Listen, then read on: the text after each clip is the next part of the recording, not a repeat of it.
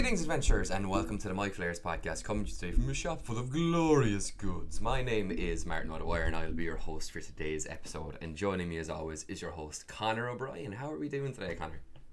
Hey folks, how are we getting? I'm doing well, man. Thank you very much. Nice intro. I like that. Thank you. Bit of Gilmore and his glorious goods. That's my Sean Gilmore impression, yeah. Oh man, yeah, it's been a good week for Critical Role, man. We'll just say that, yeah. It has, between the release of this book now and almost immediately followed by the release of the show, or the first 3 episodes of the show, which we both watched. Yeah.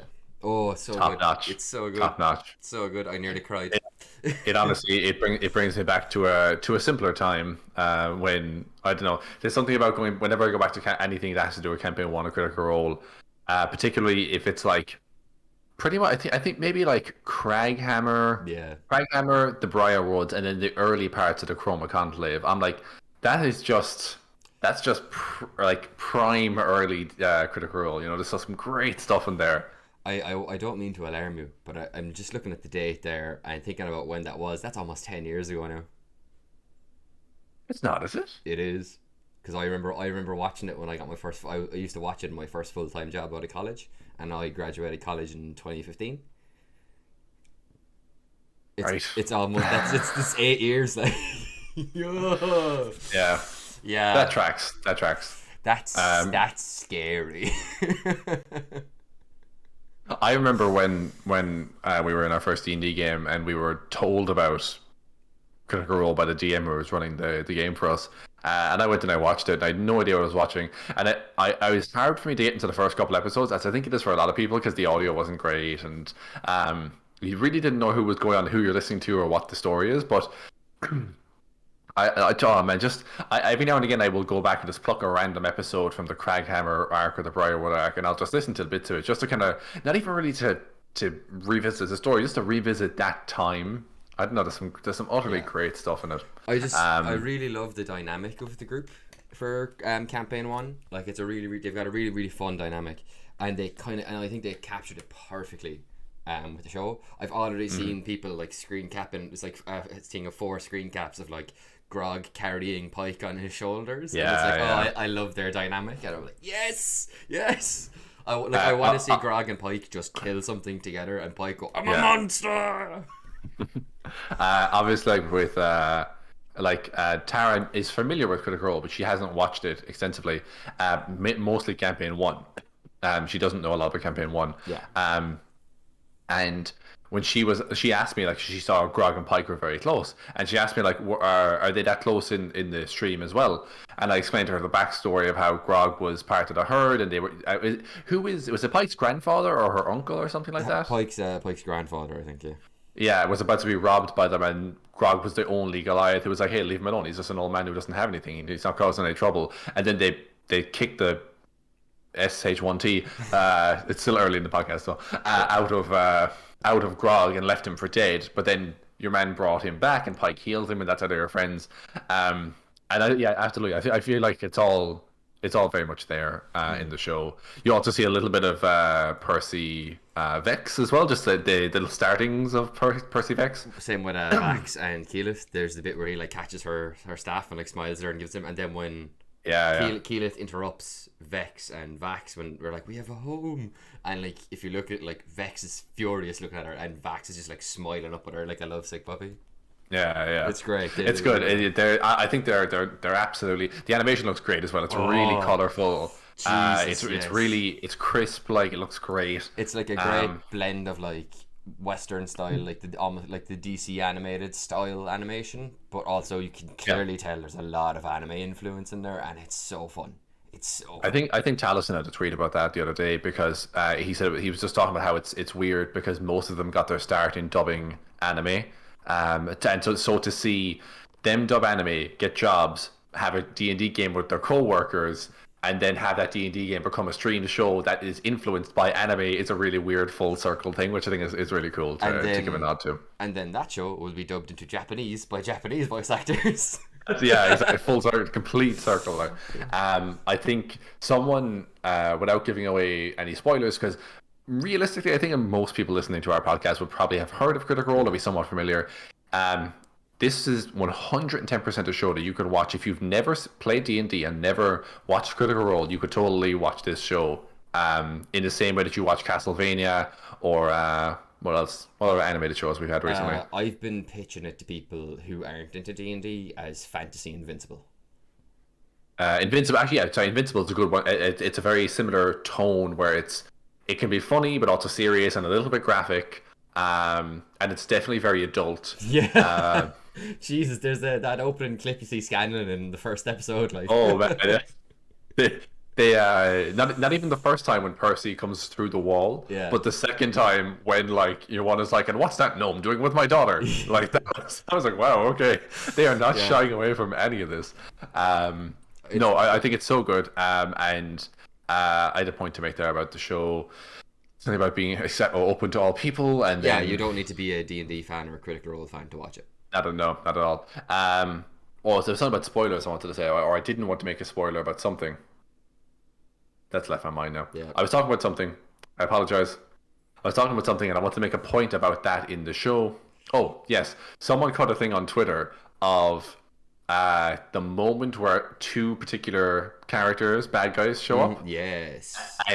And Percy is reacting to it. Yeah. First he hears a name and he reacts, and then he kind of goes full on Kill Bill flashback moment, and he's just staring into the ether, and then he's like, just like kind of in a zombie state staring across the room, and someone caught that with Talison's reactions from the stream years ago, and it's like 1 for 1. It's so good.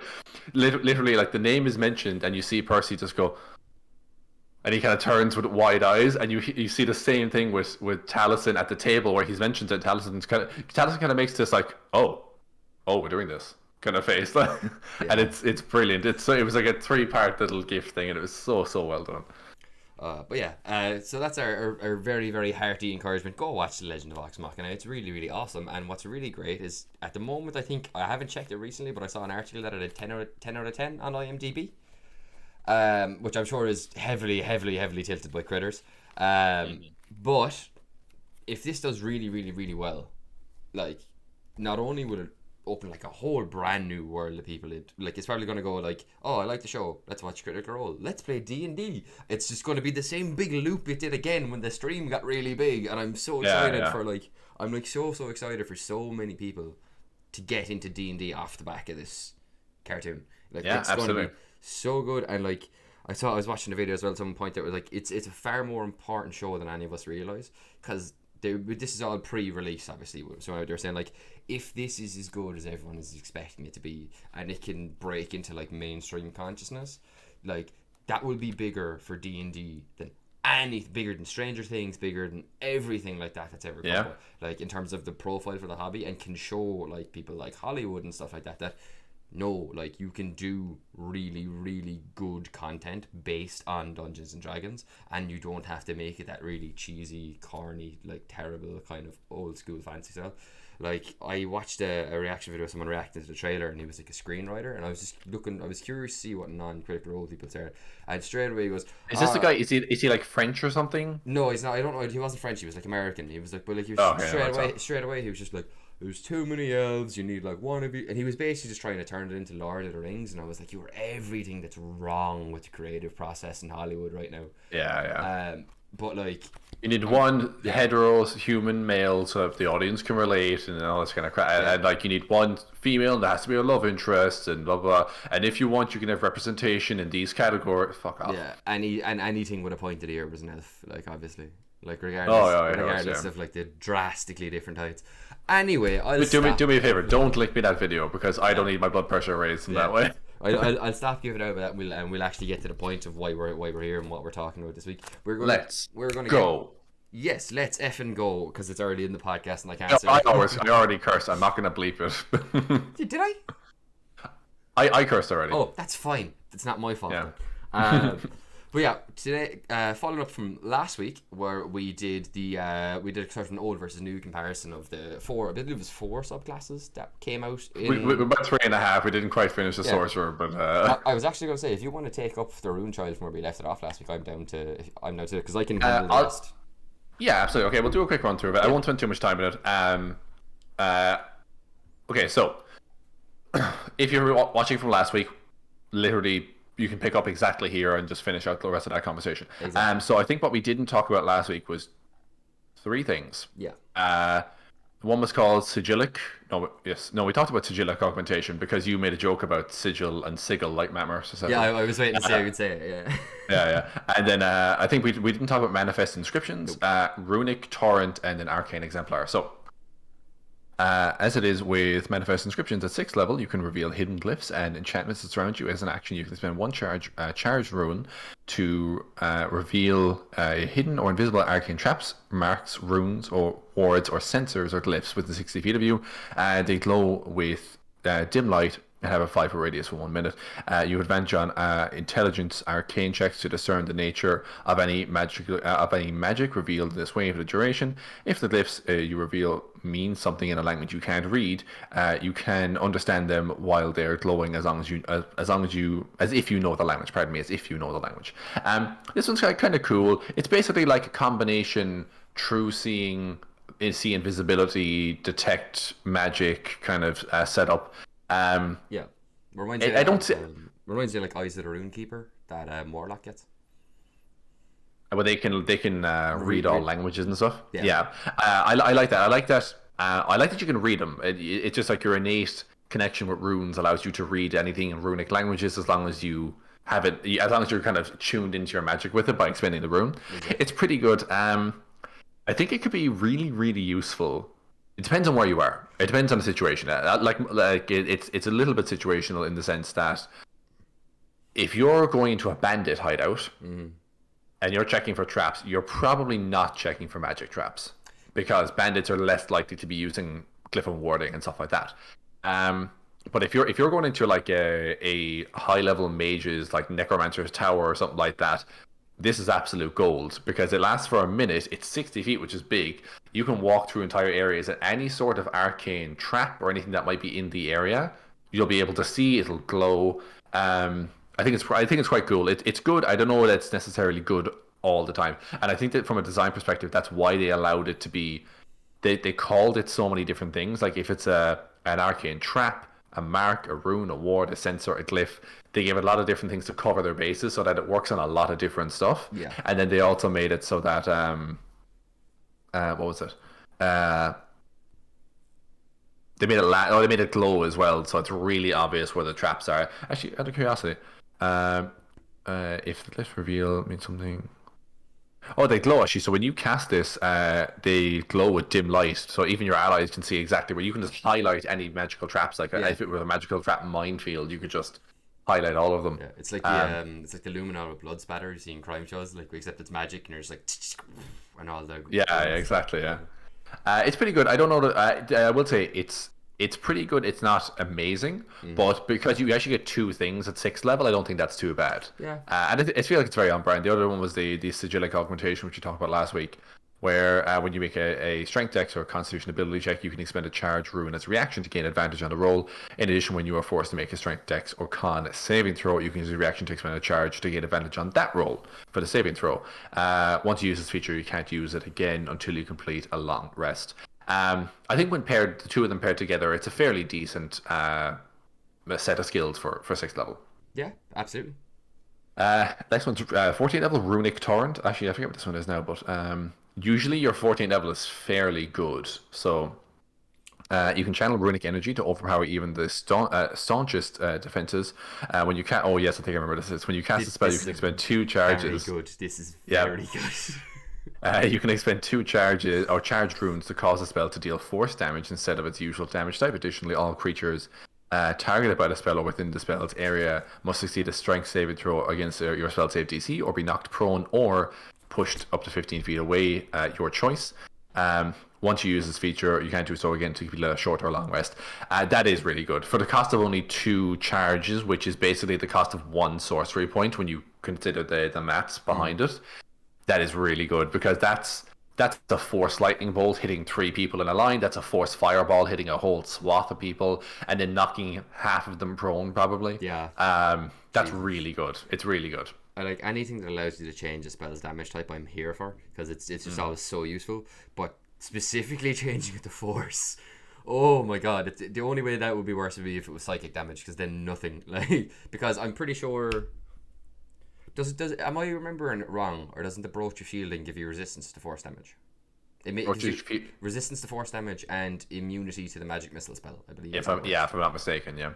Yeah, so like, yeah, Jesus, that's just. I'm just checking here because I know there's a meta magic option that lets you. It is, yeah. There's a meta magic option. Change a damage type. That lets you change it to any damage type you want. This one is. Oh no, I'd say this doesn't actually. So it doesn't let you do force. It lets you do acid, cold, fire, lightning, poison, thunder. So the main elemental types of damage it lets you change to. So even if you took this, you still can't do force damage. But this class, as a 14th level ability, does let you do force damage. Really good. Yeah. Really, really good. And then finally, Arcane Exemplar. I'm a little bit hit and miss on this one. So 18th level, as a bonus action, you can spend one charged rune, so pretty low cost, to become a being of pure magical energy. While in your exemplar form, you have the following benefits: you have a fly speed of 60 feet. Creatures have disadvantage on saving throws against your sorcerer spells. You have resistance to damage dealt by spells. That's really good. Whenever you cast a spell of first level or higher, you regain hit points equal to the spell's level. The only thing about this now is that it costs a lot to maintain. Yeah. Because it lasts until the end of your current turn. So you cast it as a bonus action to start your turn. You cast a spell or you do something else, and then it lasts until the end of your turn. However, you can expend a charge rune at the end of your turn. No action required. It just happens to extend the duration until the end of your next turn. When your exemplar form ends, you are stunned until the end of your next turn. So you need to have a full. You would have a full, all your charged runes active, and then you could burn one each turn. I mean, you could make it last for quite a while. Yeah. And to be fair, what you're getting from it with fly speed, everyone who you attack has disadvantage on your spell saves, and to be like most spells of high level tend to be saves as opposed to attack rolls.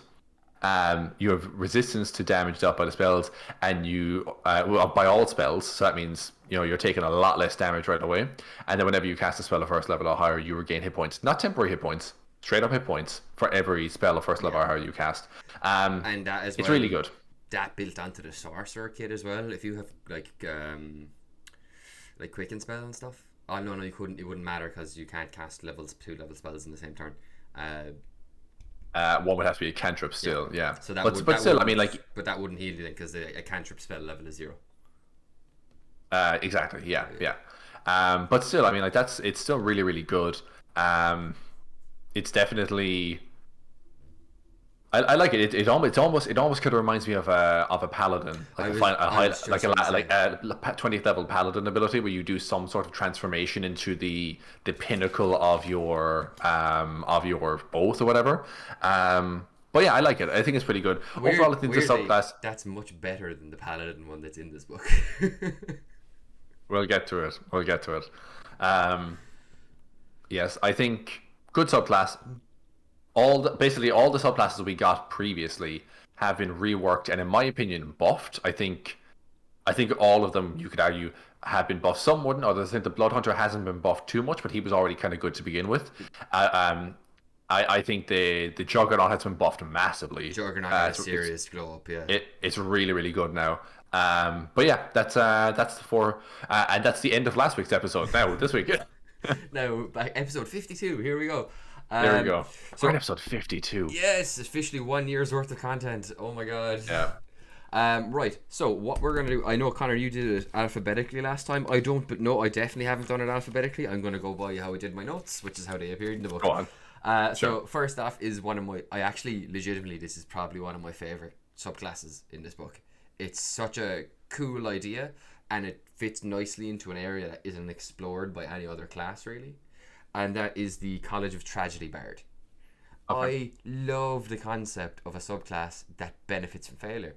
It's so unique. It's like we'll get into it, but like I'll jump here. So like obviously like all Bard subclasses, you get this at 3rd level, and the whole gist is not all grand stories conclude in triumphant victories. Many tales end with death and despair, and bards of the College of Tragedy know that sorrow and pathos are emotions just as potent as joy and delight. These bards specialize in the power of tragic storytelling, weaving words and spells together to dramatic and devastating effect. So you get 2 features at 3rd level. One's called Poetry and Misery, and the other one is called Sorrowful Fate. which I think is a metal band. But yeah, Poetry in Misery. When you join the college strategy at 3rd level, you learn to harness the beauty in failure, finding inspiration and even the direst twists of fate. Whenever you or an ally within 30 feet of you rolls a natural 1 on a d20 for an attack roll, ability check, or saving throw, you can use your reaction to soliloquize, which is a great word, and regain 1 expended use of your Bardic Inspiration feature. So if anyone rolls a nat 1 around you, you could literally go, alas, poor Yorick, and you get a Bardic Inspiration die back.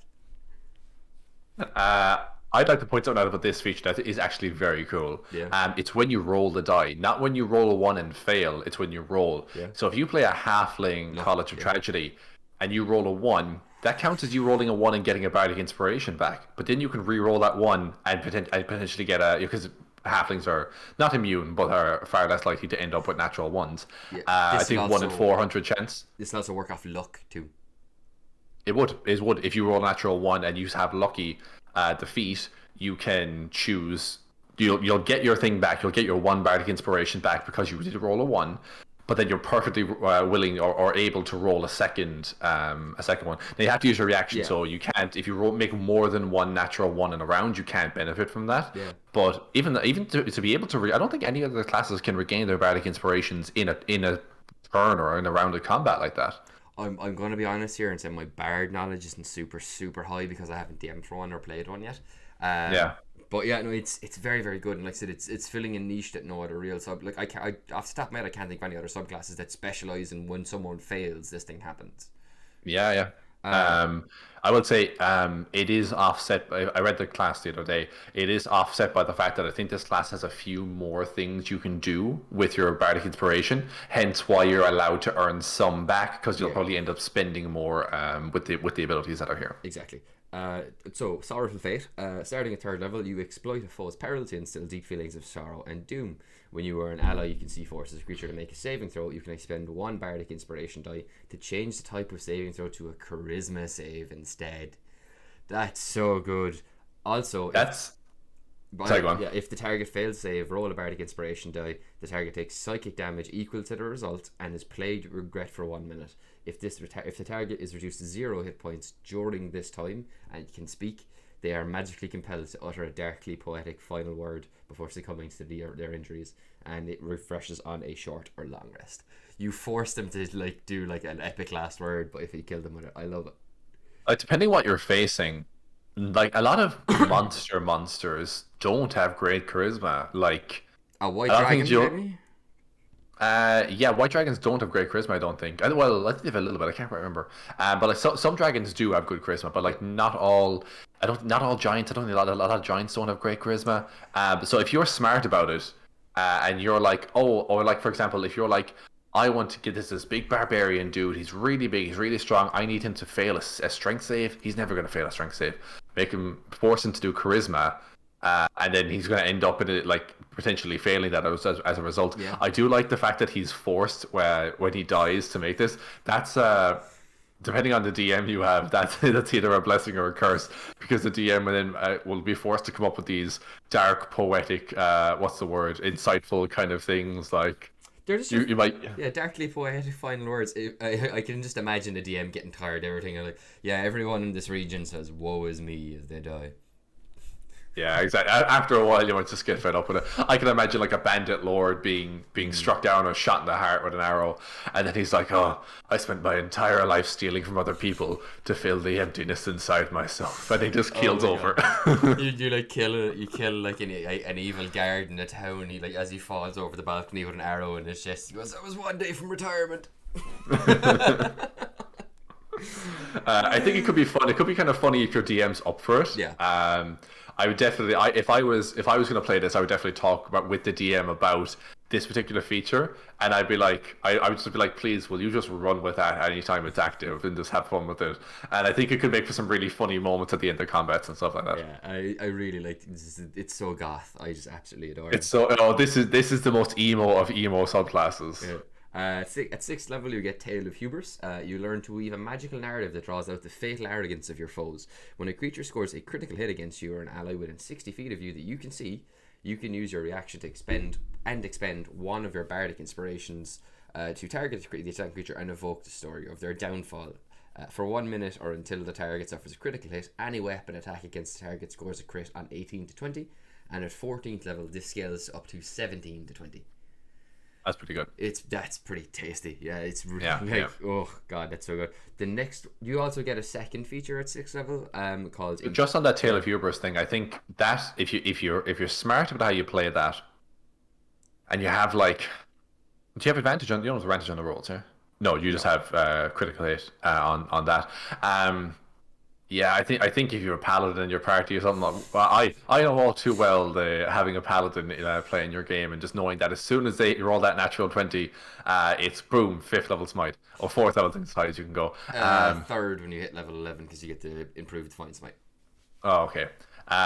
So yeah, but I think that's still really good, and knowing that like on a 17 to 20, and if they for whatever reason have advantage or they're flanking Paladin, or they have like prone, Vengeance Paladin gets advantage on their foe. Yeah, I think that's a great ability to almost guarantee a crit, particularly at 17. Yeah. That's a 30% chance. No, sorry, it's not. It's a 15% chance. 17, 18, 19, 20. It's a 20% chance, right? 1 in 5. 20. It's 1 in 5, so it's 20%. Yeah, okay. That's really good. Yeah, it's like legitimately, like even just this far through it, I think if I had to play a bard tomorrow, it would be this. I think it's quite good. I think I like, yeah. So we'll keep going. I like it though. I think there's some very, very unique takes on the bard in this, which I think is cool. So the other feature you get at 6 is Impending Misfortune. At 6th level, your words can twist the power of fate to create triumph from the promise of future despair. When you make an attack roll or saving throw, you can get a +10 bonus to the roll, but the next attack roll or saving throw you make takes a -10 penalty. If not used, this penalty disappears and you finish a short or long rest, and you can't use this feature again until you finish short or long rest or until you're reduced to 0 hit points. That's a little stinger I really like. The reduced to 0 hit points? Yeah, because your whole subclass is based around advancement. Misfortune. Misfortune and advancement through failure. So like, you getting knocked unconscious and getting back up, I love it. But I think this could be very, very, very swingy in that like, I'm going to get a +10 on my attack roll for like disintegrate spell, but like, like something create like what's it, like the Psychic Lance one or something, like some crazy like, I'm going to get a +10 bonus to this, and then like it's when you make the attack roll, but the next attack roll is so like you do this and then you get like smashed the next on the next enemy turn, and you're like on death saves. Yeah, exactly. Yeah, it could be. It's high risk, high reward. I'm looking at there. It's written, so it's when you make an attack roll. So I guess you have to call it when you make the attack. You can't choose to do it after you see the roll. Yeah. It's basically like Great Weapon Master or Sharpshooter. Yes, actually, yeah, it actually works very like that. Honestly, I would say this is not my favorite feature of this class, because it's so swingy and because you can only with Great Weapon Master and Sharpshooter and stuff like that, you do the extra 10 damage for taking a -5 to the hit. But you can do it you can do it once every turn. No, sorry, you can do every single attack, actually. Sorry.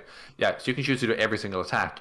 And when you're a certain level and you're rolling +12 to hit, a -5 isn't that bad on the attack roll. Or if you're a Barb and you're a Great Weapon Master, you're rolling with advantage anyway, which kind of offsets the statistical downside of having a -5 to your roll. Yeah.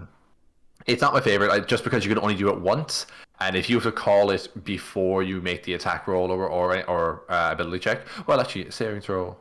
Okay. Actually, no, I take it back. Okay, for the saving throw, that's actually really good because it's just, my only thing is I'd like it if you could add it after the fact. Yeah. If you're, it's a little bit like how Tara's mom describes having a hangover or whatever. If you go out one night and you get really, really drunk and have a wild night, the reason you feel so terrible the next day is because you've borrowed happiness from your future day to make that night really good, and that's why you feel like absolute crap the next day. You borrowed happiness from the future. This kind of feels like that. Is that you're borrowing luck and you're borrowing good fortune for now, but later on you're going to suffer as a result. You're going to have a bit of a downturn.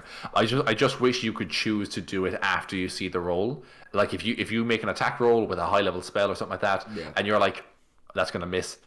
I really need this to hit right now. It's a really clutch moment. I'd happily spend this now fully knowing that it's going to mean that in next turn or whatever I do is almost certainly going to fail, you know. I see this as a in case of emergency pull cord kind of thing, where like a dragon has targeted me with its breath weapon. I'm going to use Impending Misfortune to get +10 on my deck save.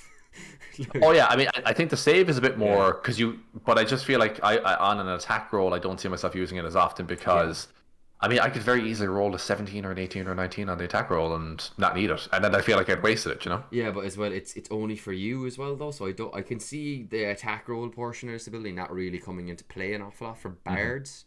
Maybe I guess for like college, I don't know, not because that would be a different college. But I don't see the attack roll part coming up a lot. I think it's going to be mostly used on saving throws, if I'm being totally honest. Oh yeah, I think that's definitely more. That's more valuable in my mind. Oh, any one saving throw is much more important than any one attack roll, I think. And yeah, and we'll go on to the last feature you get now with 14th level. This is crazy powerful, and I really like it. Oh yes, yeah. This is called Nimbus of Pathos. Upon reaching 14th level, you can touch a willing creature and as an action empower it with tragic heroism. For 1 minute, the creature is surrounded by mournful music and ghostly singing, granting it the following benefits and drawbacks. You get a +4 bonus to your AC. They have advantage on attack rolls and saving throws. When they hit with a weapon attack or a spell attack, the target of the attack takes an additional 1d10 radiant damage, and any weapon attack against the creature that you have cast this on is crit on 18 to 20. When this effect ends, the creature immediately drops to 0 hit points and is dying. Once you use this feature, you cannot use it again until you finish a long rest. That's nuts. Oh, okay. I might have misread this before. So you would pick an ally usually in this case. Yeah. They get a huge bump to their AC. Well, it is a willing creature, so you could cast it on yourself as well. You cast it yourself. It's a +4. You advantage on all attack rolls and all saving throws. Yeah. Which is really, really good. And so AC, saving throws, and attack rolls all looking good so far. When that creature hits with a target with a weapon attack or a spell attack, it can be both. It takes an extra D10 radiant, also great. But any attack rolls against the target creature score critical hit on an 18, 19, or 20.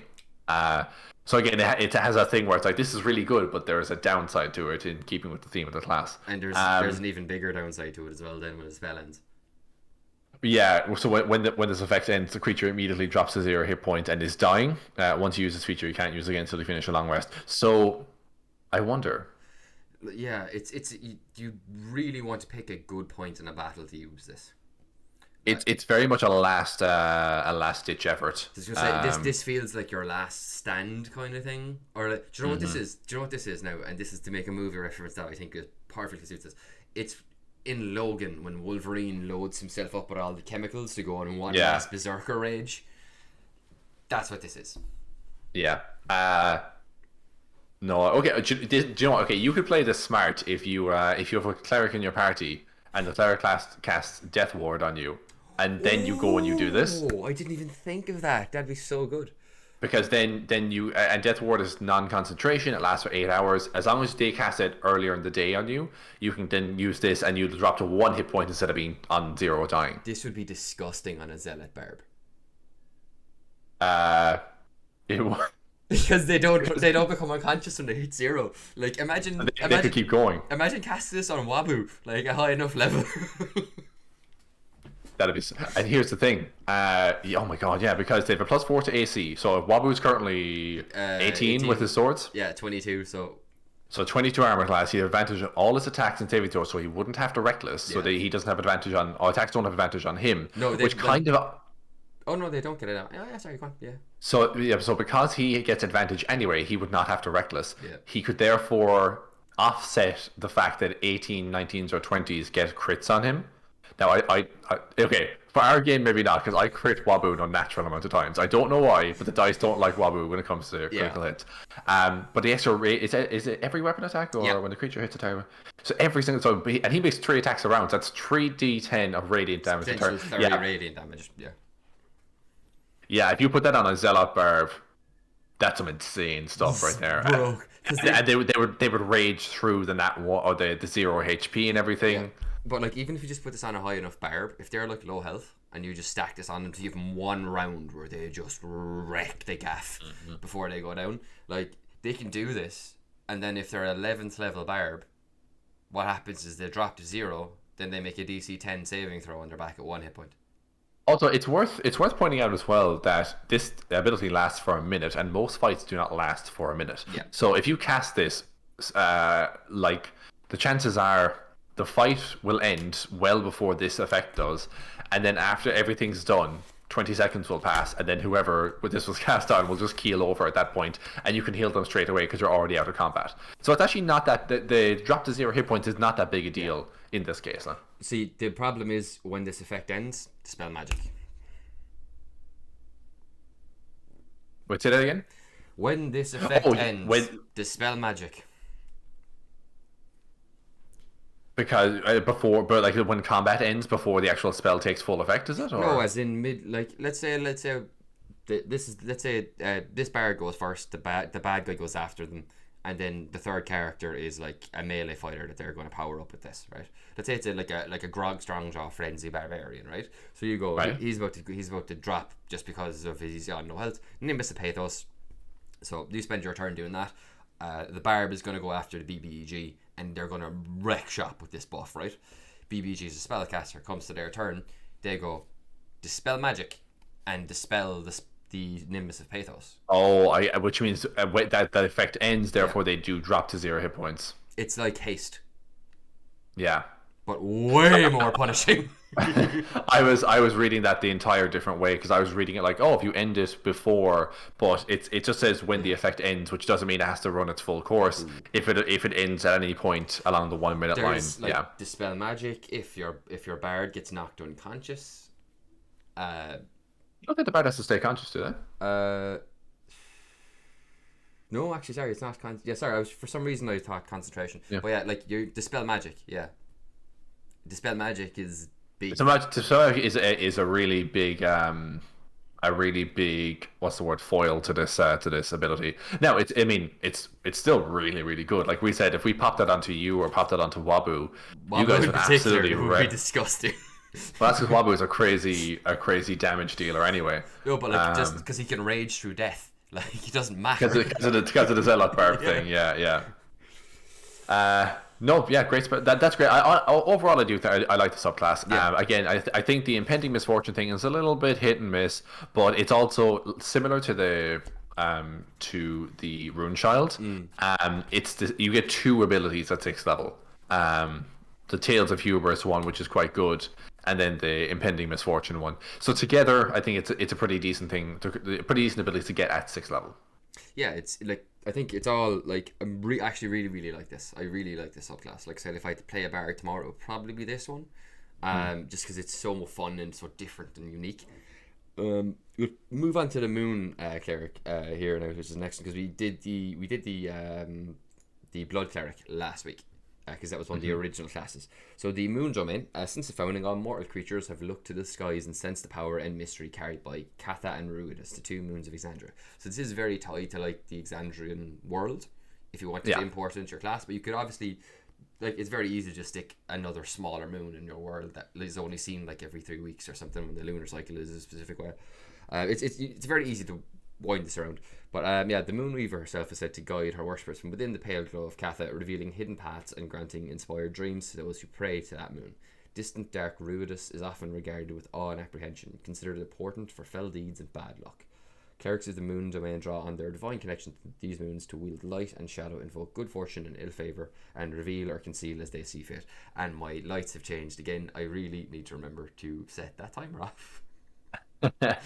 But I was reading along with you. I wasn't even looking at you there for a second. Conor, would you mind just jumping onto the spell list there while I fix my lights? Sure. So the domain spells, quite a couple of good ones in here now, which I quite like. So at first level you get Fairy Fire and Silent Image. Fairy Fire is massively underrated. I don't think enough people take Fairy Fire as a spell. 3rd level you get Invisibility and Moonbeam, both great spells. 5th level you get Hypnotic Pattern and Major Image. 7th level you get Greater Invisibility, and hallucinatory terrain. Yeah, that's really hard to say. And then 9th level you get Dream and Pass Wall. Pretty solid grouping of spells there. Some a lot of illusion stuff that goes along with the moon stuff quite nicely. It's all very on theme as well. Their whole thing of like Catha is the moon that like reveals hidden paths and stuff, which is perfect to have. Pass Wall there as your 9th level, like all very good. Yeah. So the let's see now. Oh yeah. Okay. So as first level, you get the ability Clarity of Katha. You learn to shine. You learn to shine a light upon the mind's most dire moments, shielding you. God, I can't speak. Do you want Will me you to take over? I'll take this. Yeah, Will you just take over? I'm back now with the lights are fixed. It's fine. I have a whole thing with a lamp earlier today, Martin. I don't need this. It's okay. So the Clarity of Katha. When you choose this domain at first level, you learn to shine light upon the mind's most dire moments, shielding those you protect. When a creature within 30 feet of you that you can see makes a wisdom save, you can use their reaction to grant that creature advantage on the save. You can use this feature a number of times equal to your proficiency bonus, regaining all expended uses when you finish a long rest. And that's a theme in most of the subclasses in this book. Is rather being tied to a modifier, like a skill modifier, it's tied to your proficiency bonus, something I really like, because like we've mentioned loads on this before, when stuff's type proficiency bonus, it scales with you and you can use it more often, and it's really fun. It's really nice. It's really like you said, it scales. It's really how 5th edition is going at the moment. It's the direction everything is taking. If you read Xanathar's, a lot of those subclasses are tied to various ability scores to get additional uses of things, or you do 2 times your wisdom modifier damage on this thing or whatever. Whereas now they're really making everything tied to proficiency, so your classes scale quite naturally as you just level up, which is really nice.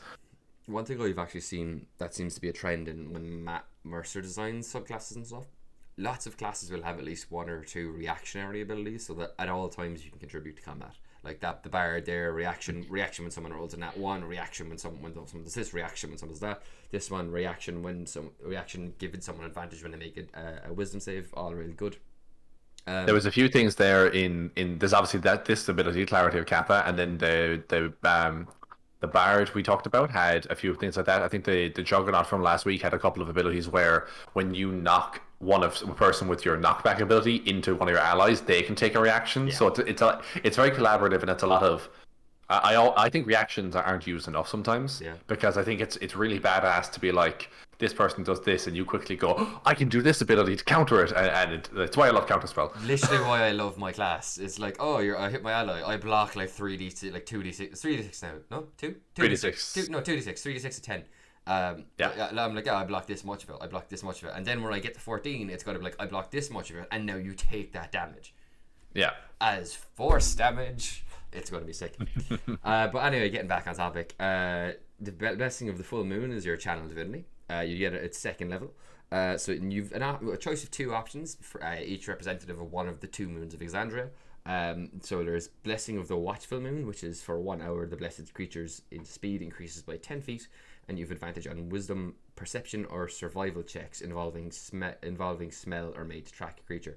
Kind of following the narrative, let's say you use your channel of divinity to infuse your allies with bestial power, and I like that it's smell. It's reminiscent of like a werewolf or a wolf tracking. Oh yeah, I mean I could totally see someone taking this and them being like, I can't remember the lore off the top of my head, but I do have a powerful archfey in my world who's like the mother of werewolves. She created the first werewolves and stuff like that. And I think this would fit so well with that, because with that there is like, I'm granting you some of the abilities of a werewolf temporarily, so you can smell things really clearly and you can hunt people. Yeah, I think it's badass. So that one is obviously then for Katha, the larger moon, the revealer of hidden paths and stuff. And then we have Blessing of the Blood-Wrenched moon, which is the more ominous, ruidous moon.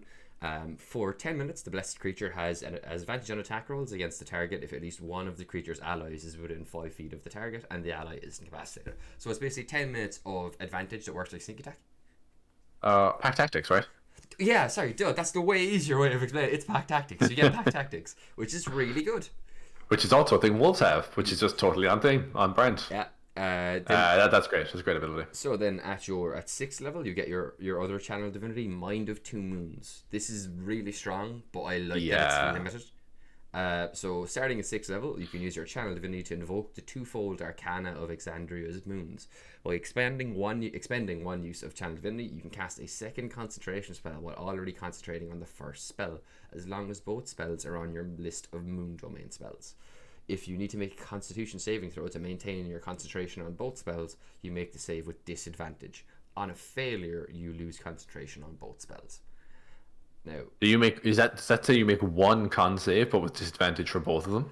Yeah, you make the one check to maintain concentration on both spells, because you're concentrating on 2 things at once. You have disadvantage on the check.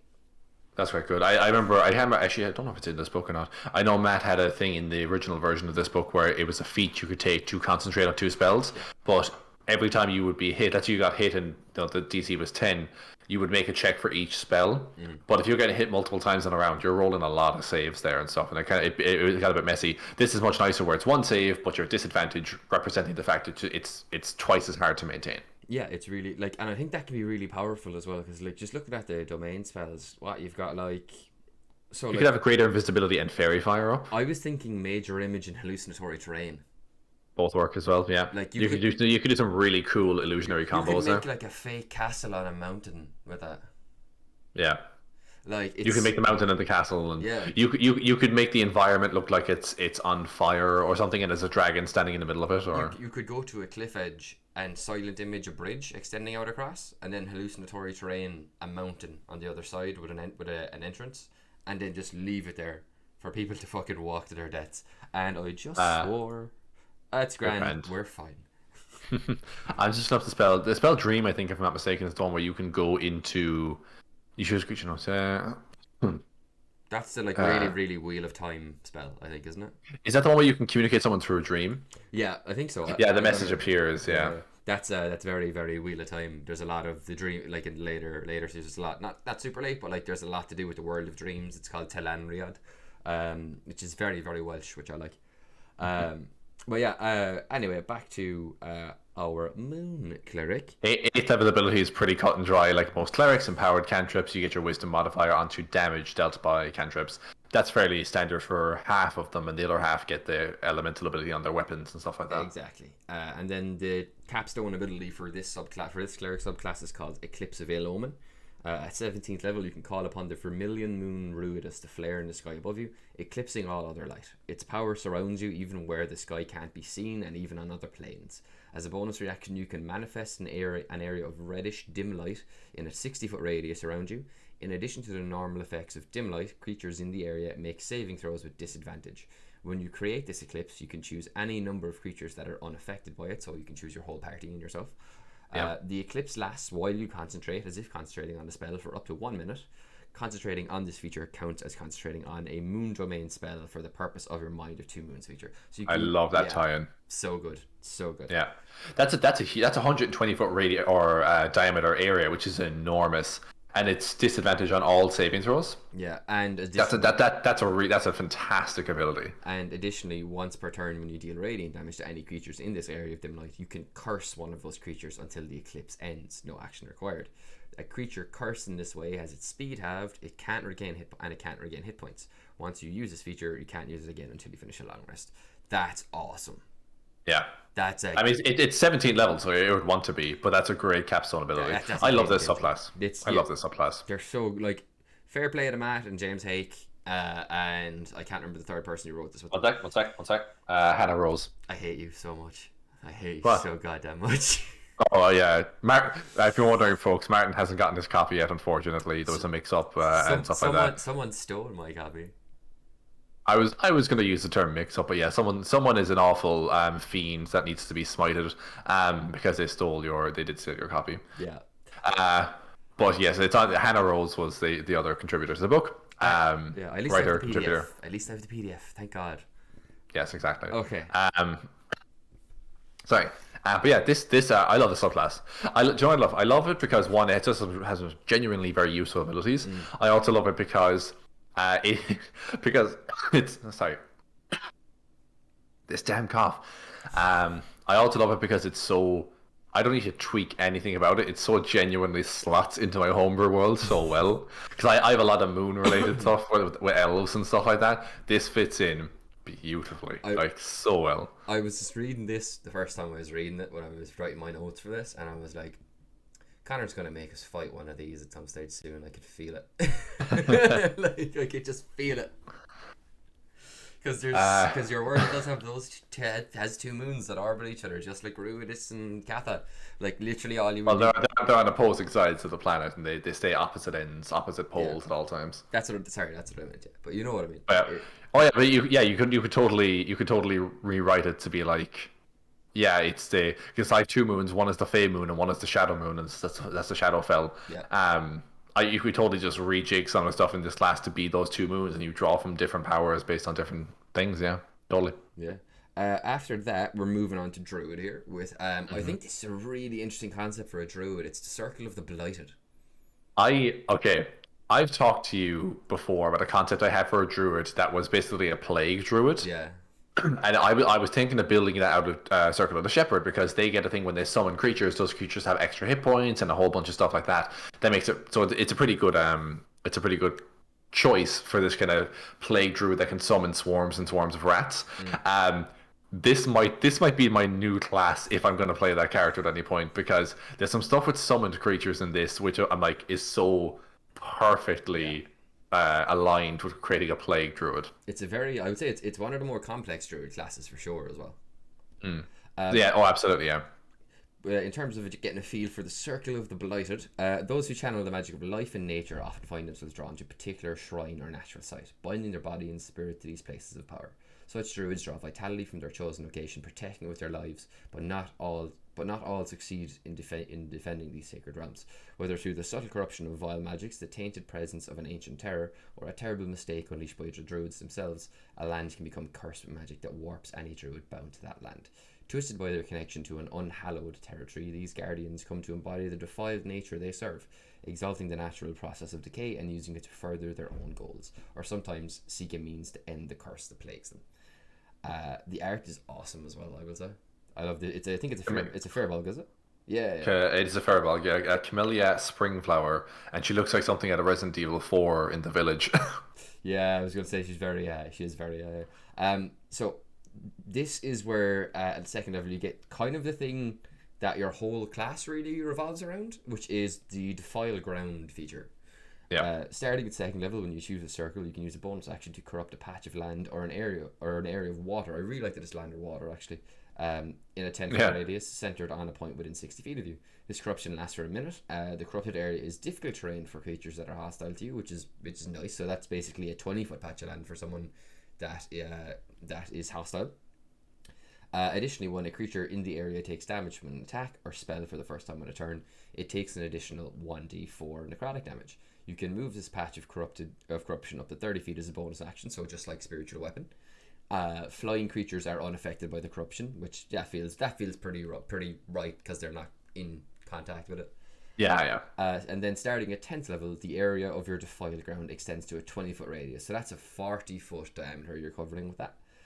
Additionally, the extra damage dealt by your defiled ground increases to 1d6 when you reach 10th level and 1d8 at 14th, and then once you use this, you can't use it again until you finish a short or long rest. This is really good. I really like it. Yep. Particularly that scales. I love abilities you have that start off that scale with you as you go. It's just like Lug's Spirit Shield ability, where it's 2d6 and 3d6 and 4d6, and so it always feels relevant. That's what you want to get a really cool ability at like 3rd or 4th or 5th level, and then by the time you're level 14, you never use it anymore because it's still only doing a d6 damage or something like that, you know. Yeah, exactly. And this is where we start to build on this feature here, where we have Blighted Shape at second level. Oh, sorry. This isn't Blighted Shape. Is slightly different, but it's still really good. I really like it as well. At second level, your physical form begins to show effects of the corruption you wield, tracing blackened veins across your skin, producing gnarled, bony protrusions or other eerie phenomena.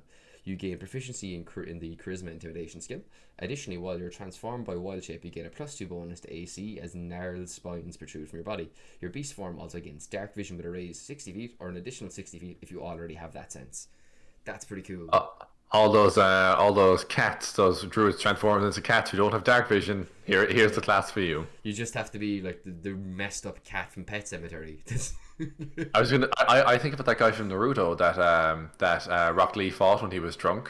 Who could make all of his bones shoot out of his body and stuff. Yeah, Kimimaru. Ooh, Circle of Bone would be a really cool circle for druids, actually. That'd be kind of interesting. Yeah, that's cool. I like that it gives you a bonus to your AC when you're transformed. It's a nice little bonus there. I really like the flavor of it as well. That it's the corruption spreading through you like a virus or a parasite, and you're like it's almost like the cordyceps in Last of Us. That could be a cool take on this actually for its character. It actually comes back around again later on. I think the last, yeah, we'll get to it in a minute. But the 14th level ability also has a thing where your corruption shows even more on your person the more into this you get. So after that, we get at 6th level Call of the Shadow Seeds. At 6th level, you learn to summon the Feral Children of the Forest. I love that as a title, Feral Children of the Forest.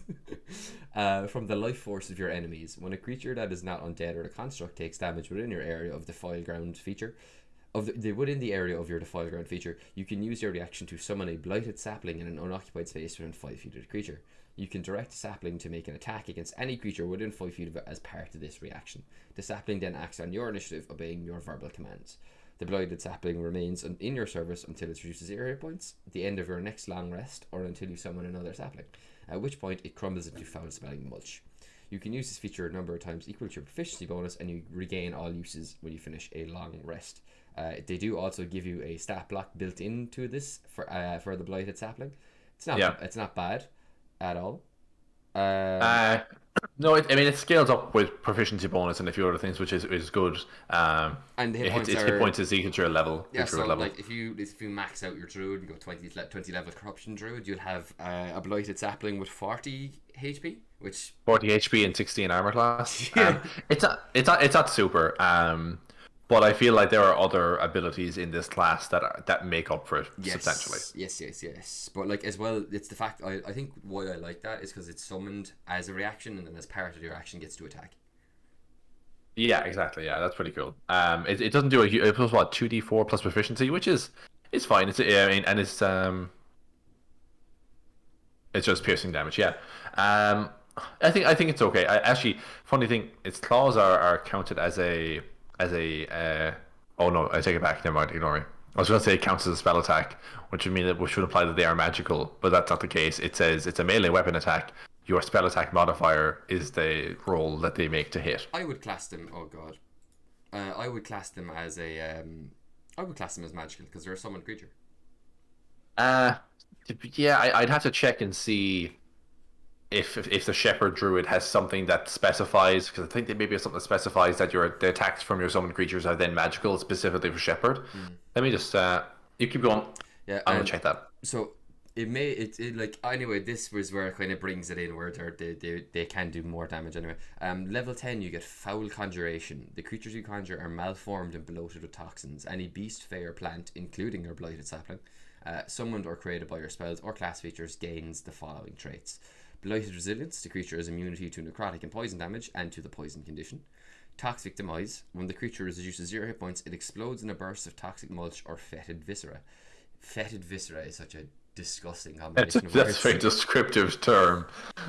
Each creature within 5 feet of the exploding creature must succeed on a Constitution save against your spell save DC or take necrotic damage based on the creature's challenge rating. See the table below. As an action, you can also cause a summoned creature to explode, immediately killing it. You can Daedara people with this. So this was the thing when I read this. This was the ability that made me think, oh, this might be my Plague Druid after all. Because if you're playing a Druid and you cast a high enough level spell slot, you can summon like a lot of swarms of rats, and they can run in. They can be biting at people, and you could cover a street in a city with rats.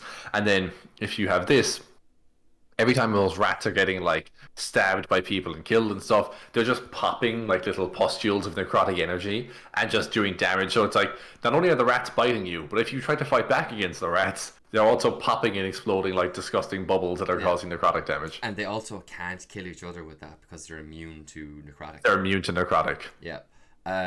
So it's so good. Just swarm someone, and the only way for them to get out of it is to fight their way out. But to fight their way out, they have to take the necrotic damage. I think it's so good.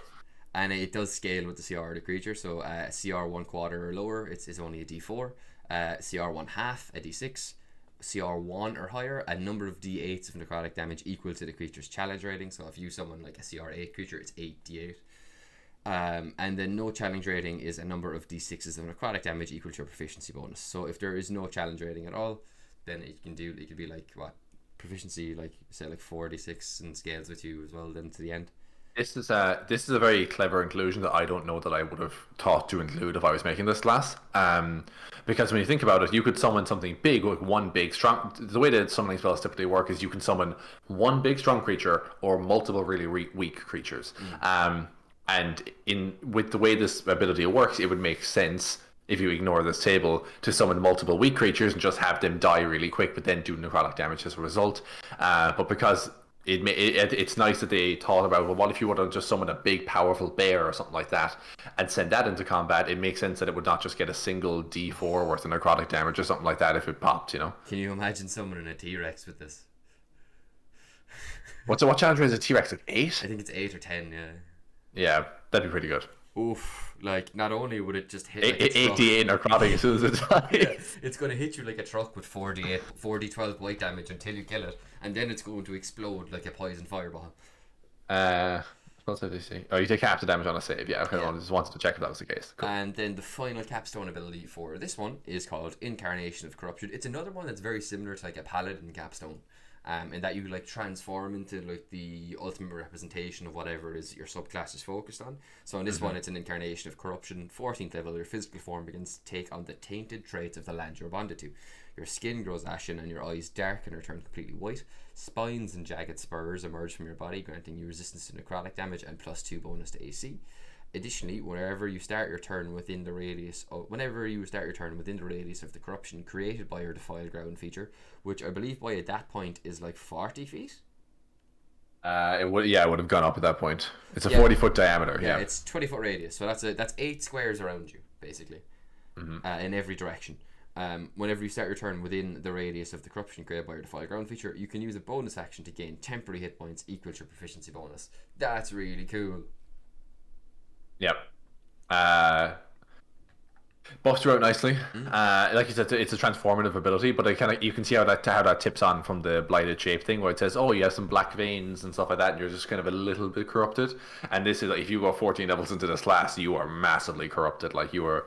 I'd love to play like a Reborn version of this, where like maybe you were a plague victim, but instead of dying from the plague, proper superhero or supervillain origin story, instead of dying from the plague, you became one with the plague. Yeah, it's really cool. It'd be cool to play this as like something like Radioactive Man, or like something that has like a hive mind. Connor, I'm gonna do it. I'm gonna bring up Spiders Man again. I knew you were gonna do it. But like, if you played a creature that had like a hive mind with this, that would be so cool. Like you're a living swarm. Or like that'd be really gross and amazing. And if you always refer to yourself as we. Yes, like, oh god, like Venom almost. Yeah, I mean, I was thinking more like Legion and Mass Effect. Legion is like you're familiar with Legion, yeah? Legion, yeah, and I know it's also named. It's based on a Bible story. He quotes the Bible story when he names himself, because he's like, well, what should we call you? And he's like, Geth, and Geth is the name of their race. Yeah. And he's like, no, well, what do I call the unit standing in front of me? We are Geth. He doesn't quite get it, and then Edie suggests, "What about she suggests Legion?" And then he goes, "Human Christian Bible." So he like quotes the verse. He knows exactly where it's from, and he goes, "This will be sufficient. We are Legion."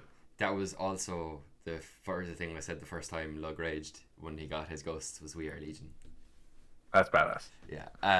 Paladin. Then, do you want to do this one? Yes. Okay. Wait. Here's what we're gonna do. Right? Let's establish the stakes here. I have not. Wait. Before we do this, right? I want to jump on. We'll do the wizard, and then we'll do whatever's left in the episode, and we'll do the paladin from there. Okay. We have about a half hour left. Let's go. Yeah, we just have the paladin and the wizard left to do anyway, so we might as well jump down to the below the wizard. Give me just a moment while I scroll instead of leaf through my lovely book that I could have had. Looking back. Eagleberg. Thank you for getting that reference, Jesus. Okay, so here's where I put my trophy. If I had one. Here's where I put my Tal'Dorei Reborn. If I had one. But yes, blood magic. Considered taboo by many societies and magic practitioners. Oh man, wait! Before we jump in, I just thought of something. For anyone who watched our podcast last week on YouTube, we recorded a little skit of us walking through the forest and stuff, and making jokes about being on our way to Tal'Dorei. I just realized that you made a joke about your Tal'Dorei Reborn. Well, I was like, Martin, did you bring the guide? He's like, no, it disappeared. And then, like, within a few days, your Tal'Dorei Reborn got stolen.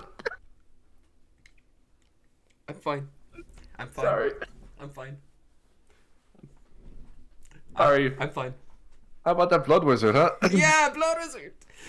Yeah, no, I'm not that salty about it. Thankfully, the people at Critical Role had enough foresight to give people a PDF version when they bought it, so I can still do. We can still do these episodes. Anyway, blood magic. Considered taboo by many societies and magic practitioners, the use of blood magic, also known as hemocraft, in why can I not think of it now? In Mistborn, it's called I cannot get into it. Damn it. That would be a big spoiler. That would be a big spoiler. Yeah, let's ignore that. But yeah, is Hemocraft is a rare art that harnesses the latent powers of a creature's vitality to fuel and amplify the caster's own capabilities while weakening the bodies of enemies from the inside. Some of the more macabre mages seeking to empower their arcane pursuits turn to Hemocraft as a means of bolstering their spells, giving their own life's blood to reach new heights of frightening magical prowess. The secrets of Hemocraft and other forms of blood magic were once in the sole purview of the mysterious Cleric orders. In recent years, however, these secrets have begun to spread beyond the order's members and into the hands of less scrupulous mages. Blood magic has a bad reputation in Tal'Dorei, even though its powers can be used for much more than evil. Big descriptive patch there, but yeah, basically just like it's sort of like it's the darker path is basically the way it looks at. Yeah. It is still Hemocraft for the Blood Hunter as well, isn't it? Because it's Hemocraft. Yeah. Which I like. It's all on brand for Mercer's stuff. That it's always Hemocraft is what they refer to it as. Yeah. So the first thing you get from this is blood channeling. So when you choose this arcane tradition at second level, you're able to use your own depleted life essence to channel your magical abilities. Whenever your current hit points are below your hit point maximum, you can use your own body as an arcane focus. In addition, when casting the wizard spell that requires a costly material component, you can forego the component by taking 1d10 necrotic damage per 50 GP cost of the component. So it's a minimum of 1d10. This damage can't be reduced in any way. If this damage reduces you to 0 hit points, the spell fails, but the spell slot is not expended. I like this. It works very, very similarly to the Blood Hunters Hemocraft stuff as well, in terms of like you're damaging yourself for that additional bonus. Yeah, I like it because it makes you versatile. If you want to cast a spell, but maybe you burn through certain uses of certain spells and you only have X amount of them and you're out of it, you can tap into this. The one thing I will say is that you'd want to build a high con wizard and maybe take tough as a result as well, because you're going to be using your own health points to fuel this stuff, you know? Yeah, 100%. I do like it though. Same, yeah. Second level, also the art for the blood wizard there, where it's a magical sigil made out of blood. Yeah.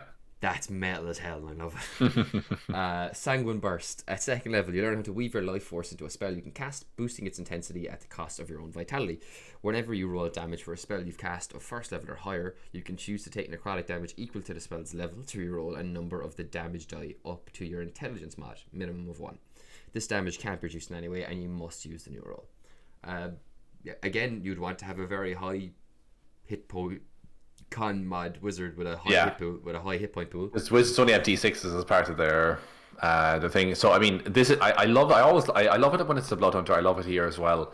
The idea of you take damage in order to do something else. That it's literally a blood sacrifice. Yeah. I think it's super cool thematically.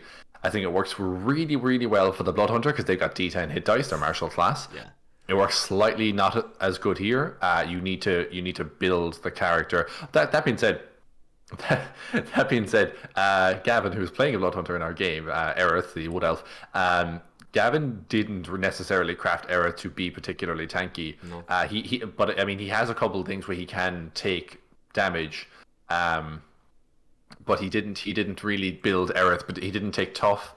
His con isn't particularly high. You could probably get away with it. I think you'll learn your own limits and stuff like that. Yeah. But again, when you're the squishiest member of the class or the party, you just want to be careful with how you spend your points. I like this ability that you can do the rerolls and stuff. You're using blood magic to like basically overdrive your spells. It's very cool. I like it. I like it as well because you have this works in concert with blood channeling too. Yeah, absolutely. Which is. And there's also like I noticed it to do a thing on these as well, where it's like you take the damage can't be reduced in any way. That's looking at you, ASMR. You can't be having all your necrotic damage in this case. After that, we've got one that is a class feature here, but is also almost identical to just a blood curse from the Blood Hunter, which is the Bond of Mutual Suffering.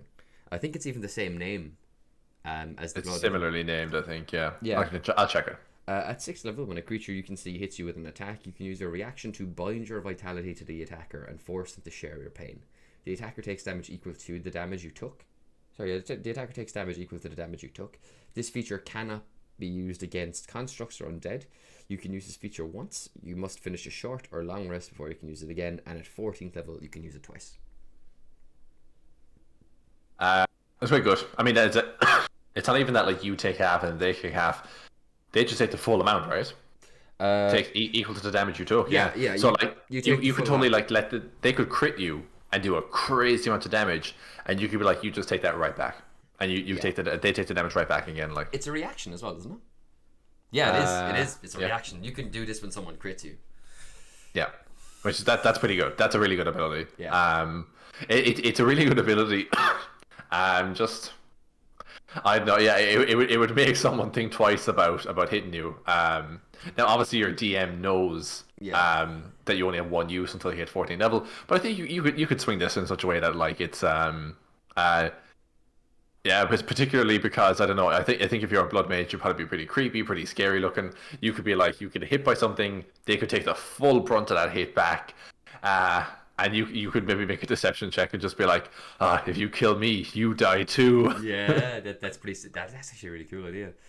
I love the name of this next ability, Glyph of Hemorrhaging. At 10th level, when you damage a creature with a spell, you can choose to curse that creature for 1 minute. There's that's come up again, is where like it's a feature where you hit them with the feature, and then as part of the feature, you can curse them. This happens. Yeah, the part of that as well. I was going to say the moon. Had a cursing ability as well, yeah. So Moon Cleric is the thing I was trying to say there. Like the Cleric, moon, yes. the moon, yes, the moon guy. Yeah. But yeah, starting at 10th level, when you damage a creature with a spell, you can curse the creature for a minute. While cursed in this way, whenever the creature is hit by an attack, it takes an extra D6 necrotic. At the end of each of the creature's turns, year-round, it can make each of the creature's turns, it can make a con save against your spell save DC, ending the curse on the success. This feature cannot be used against creatures that are undead or constructs. And once you use this feature, you can't use it again until you finish a short or long rest. Anything where you can just like curse a creature and they're just consistently going to take more damage every time someone hits them anyway. It's super valuable. It doesn't, yeah. And this whenever creature hits an attack, it takes a D6 necrotic damage at the end of each. I mean, that can last for up to a minute, and it's whenever it's hit by an attack, not just for your attacks. It's so you can do this. And if this creature's turn doesn't come up until the end of the round, you could be like, everyone pile on this guy until the end of the round. And even if he makes the save at the end of the round, you can get all your allies to stop what they're doing, hit this guy, get a ton of extra D6s on him from multiple attacks and spells and stuff. And then even if he saves at the end of the turn, not a big deal. You got a bunch of D6s damage in there. This would be really good with Scorching Ray. Because you can pair it with the 3 separate beams and they hit 1, 2, 3, yeah. Exactly. And you can curse 3 creatures that way. Is it?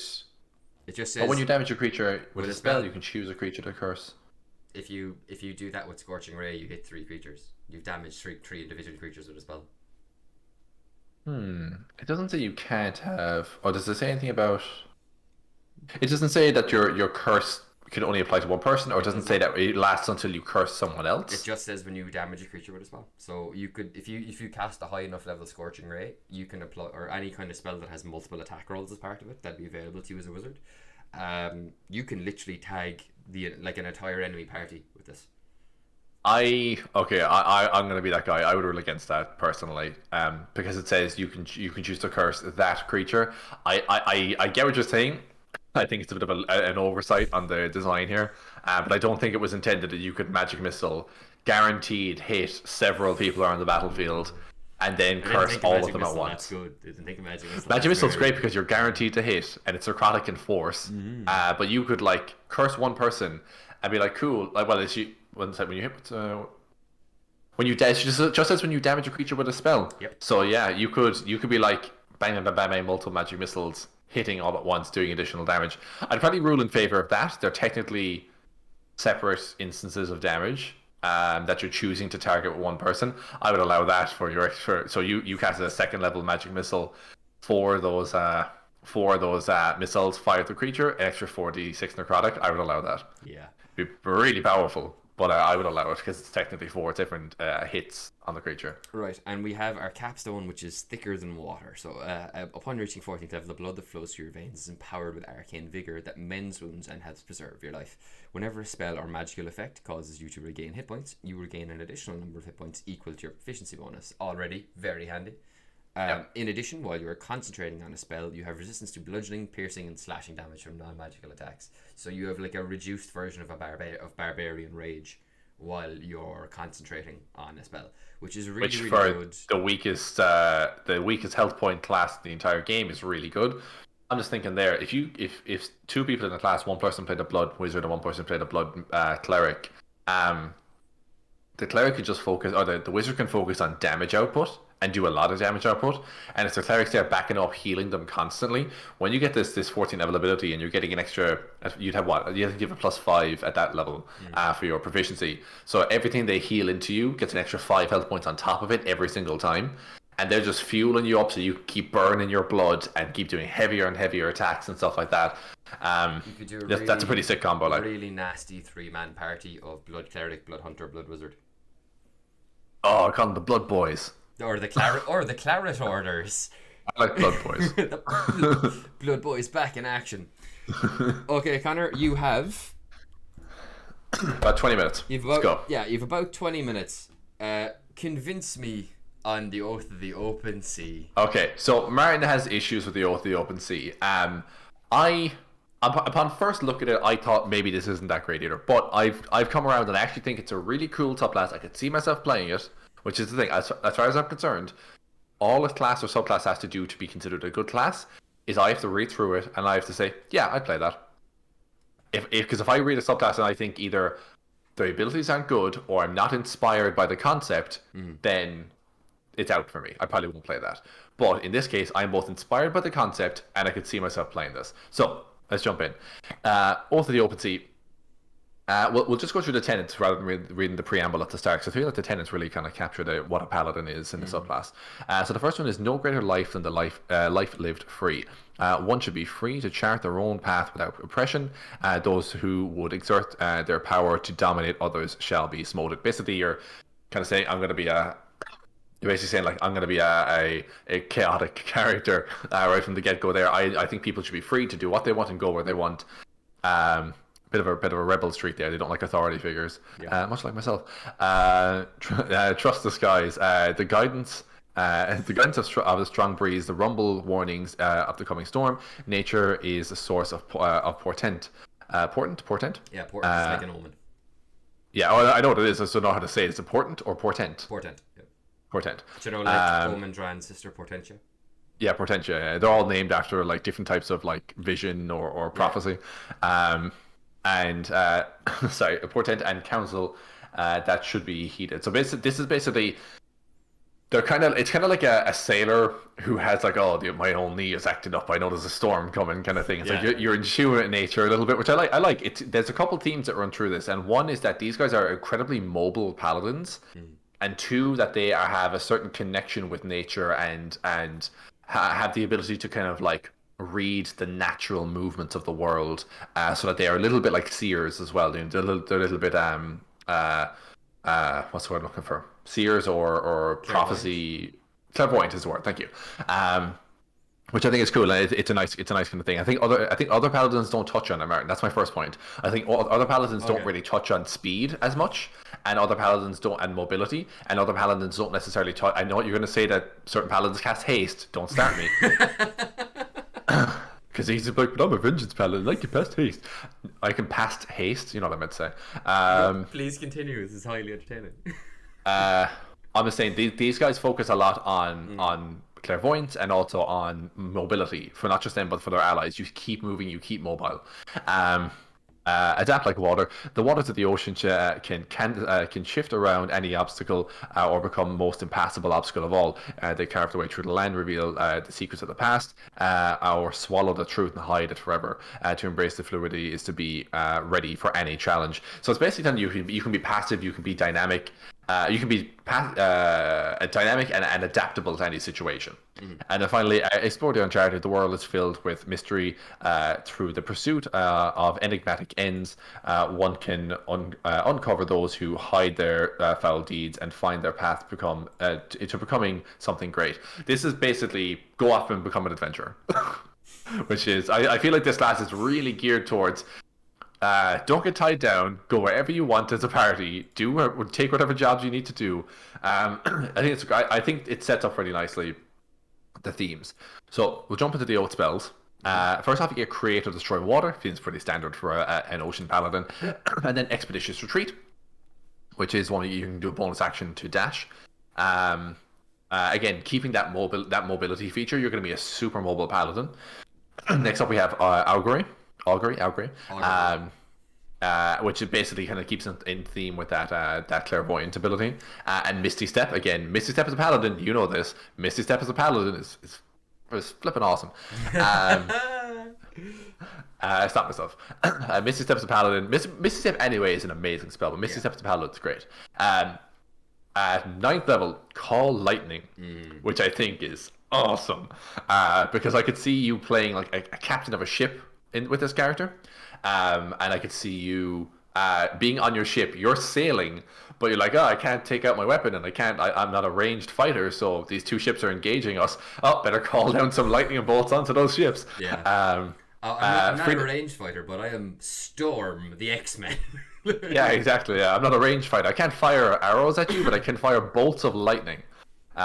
Soon. Next up, we have Freedom of the Waves. This one here, okay, so there's a couple actually new spells that come with this class. Yeah, they give it 2 new spells. So Freedom of the Waves is one that you basically create a 15-foot radius, 10-foot high cylinder centered on a point within range. It can take the form of a tidal wave or a whirlpool. Basically, it's a big torrent of waters in whatever form you're going to choose. Each creature within the area must succeed on a strength saving throw against your spell save DC, or take 2d8 bludgeoning damage and fall prone. You can choose a number of creatures equal to your spellcasting modifier to succeed on this. So they can naturally succeed, and that can be all your allies.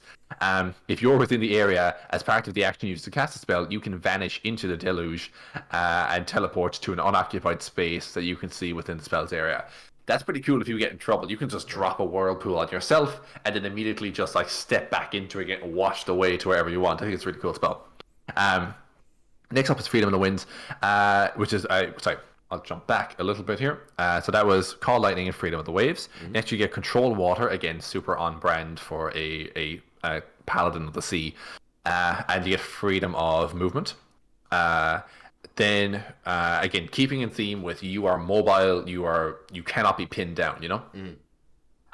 Next up we have Commune with Nature, again keeping in theme with the idea of you being a clairvoyant person. And then Freedom of the Winds, both come in at 17th level. Freedom of the Winds is 5th level spell. It's an action to cast. Wind wraps around your whole body, tugging at your hair and clothes. You gain a fly speed of 60 feet. Additionally, you have advantage on ability checks to avoid being grappled, again mobile, and on saving throws against being restrained and paralyzed, again mobile. When you are targeted by a spell or an attack while this spell is in effect, you can use a reaction to teleport up to 60 feet to an unoccupied space.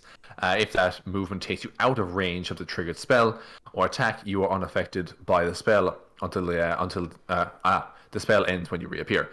So you can only use that once, but that's a pretty good spell because technically out of range can be behind total cover.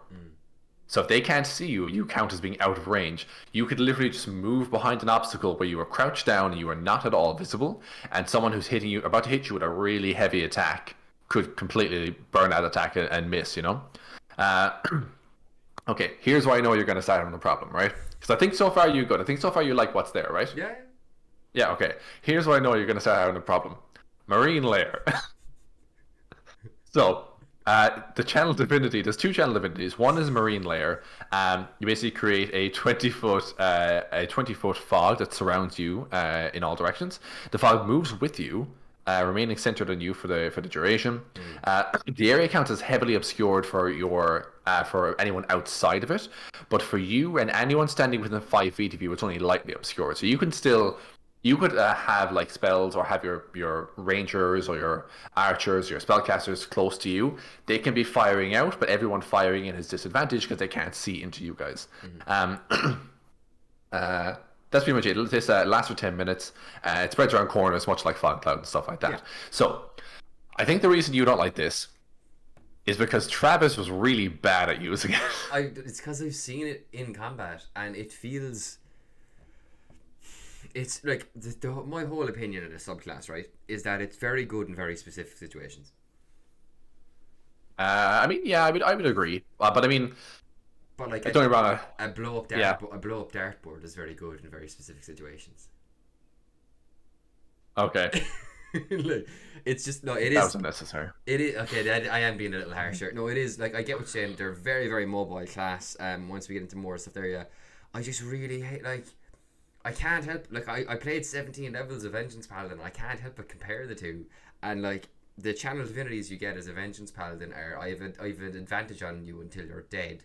Or I'm dead, or I use my action instead and force a save that makes you afraid of me, and I would rate fear over obscuring a lot more. And I didn't even really use that. I just always used the advantage. Yeah, I don't know. I think that there's certain I do like potential Fury trip the ups. Tides. I do like Fury the Tides. Yeah, we'll get into that in a sec. I think that Marine Layer is much like casting Darkness or casting Fog Cloud, which is very much based on Fog Cloud. I think they're good spells, but if you don't use them correctly, you risk hindering yourself as much as anyone else. And the problem is, in Critical Role, Travis would use Marine Layer a couple times, and then all of a sudden, all the ranged characters can't see the people they need to heal. They also can't see the enemy because they're on the opposite side of the Fog Cloud, and it becomes more of a hindrance. You need to be smart with how you use it, much in the same way you do casting Darkness or casting Fog Cloud. It has the ability to be misused quite easily because it's just a big obstacle. That being said, I think if you're trying to get away, if you guys are fleeing from someone chasing you, you have to get out of a fight. This is a great let's get the hell out of here thing, because you throw that up, all the attacks against you as you're fleeing are at disadvantage, and you basically have a cover that follows with you. Unlike Fog Cloud, which is on a specific area, this would follow with you, and I think it can't be dispersed either. I have a question. Does heavily obscured? Yes. Would that I assume that would also trigger the effects of Fury of the Winds or Freedom of the Winds or whatever. True. So, as in to sorry. Do you know the thing you're saying where you can crouch down and like when you're completely you're full cover because you're not visible in any way. Heavily obscured counts as full cover. You cannot be seen. Yeah, so to anyone outside the 10-foot radius. Yeah, you can proc like Freedom of the Winds or whatever on it. Well, the thing is this is centered on you. Yeah. And the Freedom of the Winds thing, when you do the teleportation, you move, so it would just move with you. You already had if you have Freedom of the Winds cast on you and this ability active, you're flying with a fog cloud around you anyway. Yeah. So I don't know if they pair super well.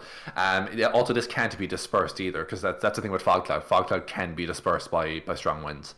I think again, I was just saying, certain situations, it's maybe not as readily great as some of the other things. I know one I actually was looking up the other day because I was like, how good are the other paladins?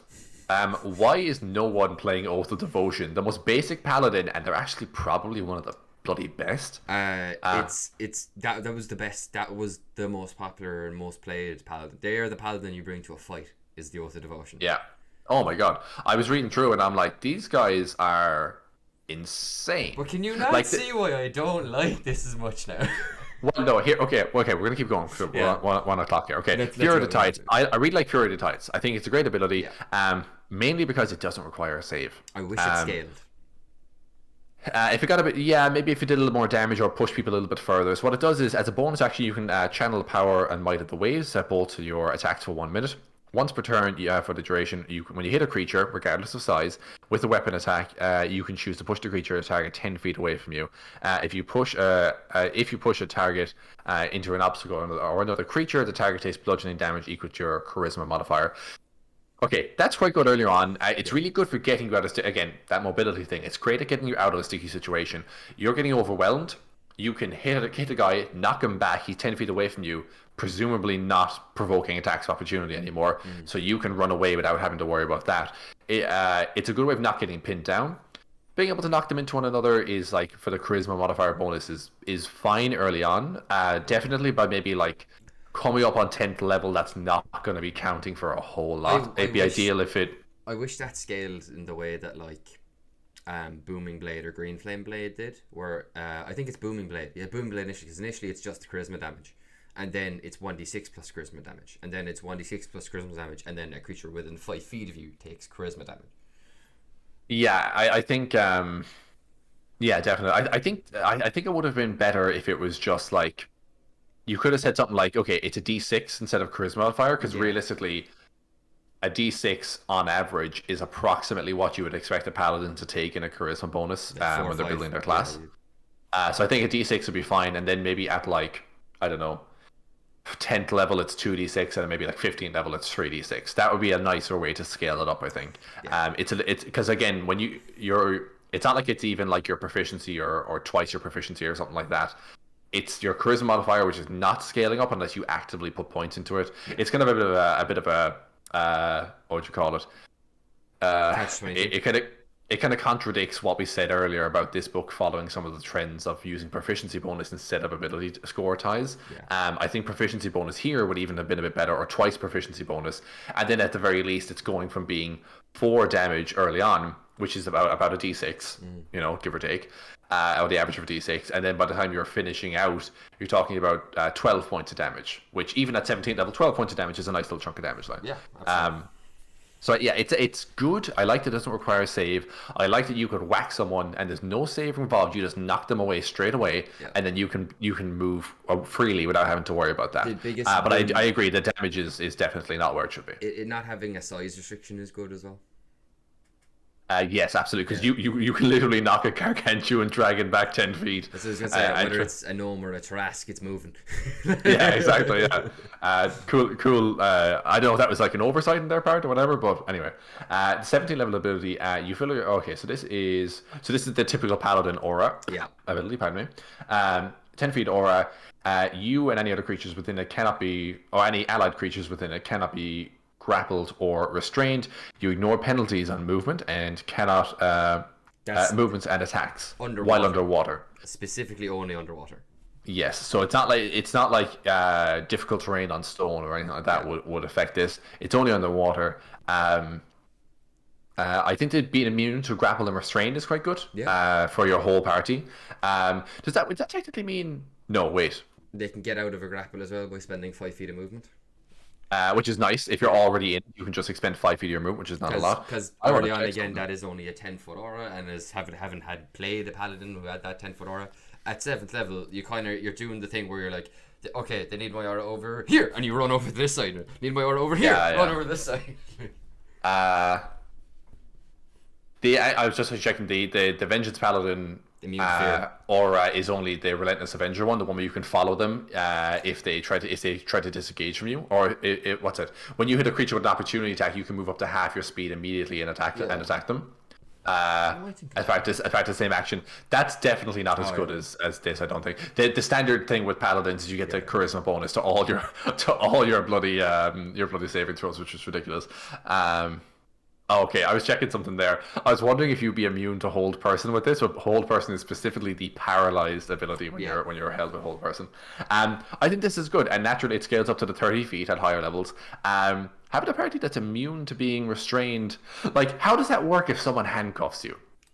Like if someone is arresting your party, do the handcuffs just slide off you because you cannot be restrained? That's how it would, like you can't be restrained. They go to close the cuffs and the cuffs just bounce open. It just like click. It's not catching for some reason. It's like the magic fills the locking mechanism and stops it from being able to close. The magic of the salty ocean rusts the inside of it, so it doesn't lock correctly. Okay, we're going to get through the last ones pretty quickly. 15th level, you can call on a force of crashing waters as a reaction whenever a creature moves into or out of your reach. They take a d12 bludgeoning damage and must succeed on a strength saving throw against your spell save DC or be knocked prone. This is basically means you automatically succeed any opportunity attack. You don't need to take opportunity attacks. You just say, I do this thing. They're guaranteed to get a d12 of damage because you just hit if they move. Yeah. And then also they might potentially not move because they could be knocked prone by the strength save, which I think is really good. It's a good way of like not letting people get away from you. You know. I do like this. I do like Stormy Waters as an ability. I think it might be a bit high for what it does. I think that would be maybe a better. Like I would that a better lower level ability. I would almost make that a part of I would almost scale down the damage die and make that part of the channel divinity. All right. Okay.